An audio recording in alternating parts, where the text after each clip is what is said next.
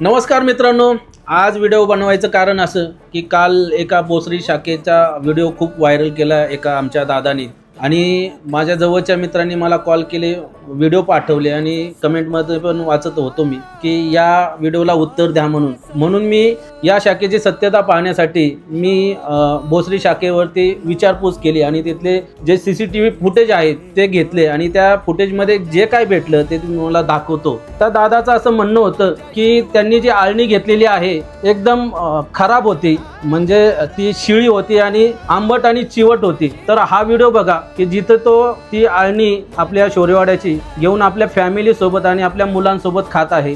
जर ही आंबट आणि चिवट जर असली असती आणि खराब असली असती तर दादानी एवढ्या प्रेमाने आणि आनंदाने ती खाल्ली असती का?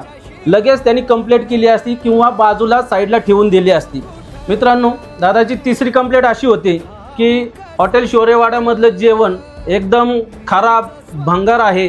तर हा दादा बघा त्यांच्या फॅमिलीसोबत खूप आनंदाने जेवण करत आहे। सर्व्हिसचा पण त्यांनी उल्लेख केलेला आहे। या टेबलवरती सगळ्या प्रकारचं जेवण तुम्हाला टेबलवरती योग्य पद्धतीने दिसत आहे।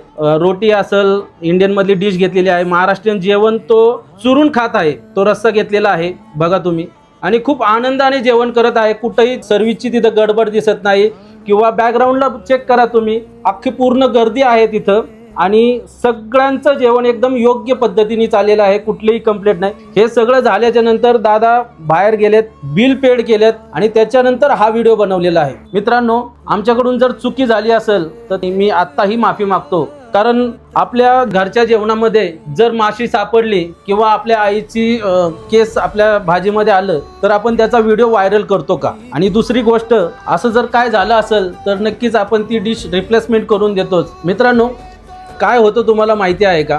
या दादांनी तर असा व्हिडिओ बनवून टाकला आणि ते स्वतः, तर मी त्यांचं इंस्टाचे ID चेक केली तर ते स्वतः शेफ आहेत आणि त्या शेफला सगळ्या गोष्टी माहिती आहे की रेस्टॉरंटमध्ये किती प्रॉब्लेम असतात आणि रेस्टॉरंट चालवणं किती अवघड असतं। फक्त छोट्याशा व्ह्यूजसाठी एवढा व्हिडिओ टाकलेला आहे।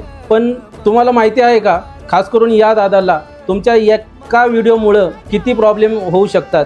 ज्या लोकांनी आपल्या आयुष्याची जमापुंजी लावून हा व्यवसाय उभा केलेला असतो, जर एखादा नवीन व्यावसायिक जर असेल त्याचं रेस्टॉरंट सुद्धा बंद होऊ शकतं आणि त्याच्या आयुष्यामध्ये खूप सारे प्रॉब्लेम येऊ शकतात। आपल्याला वाटतं खूप सोपं आहे, पण हे एवढं सोपं नाहीये दादा। मित्रांनो, मला या व्हिडिओ मार्फत एवढंच सांगायचं होतं की रेस्टॉरंटमध्ये जर कधी प्रॉब्लेम आलाच तर तिथं मॅनेजर असतो, तिथं ओनर असतात। हा असा व्हिडिओ बनवण्याच्या अगोदर 2 वेळा तरी विचार करा की त्या मागं त्या माणसाने किती कष्ट घेतलेले असेल।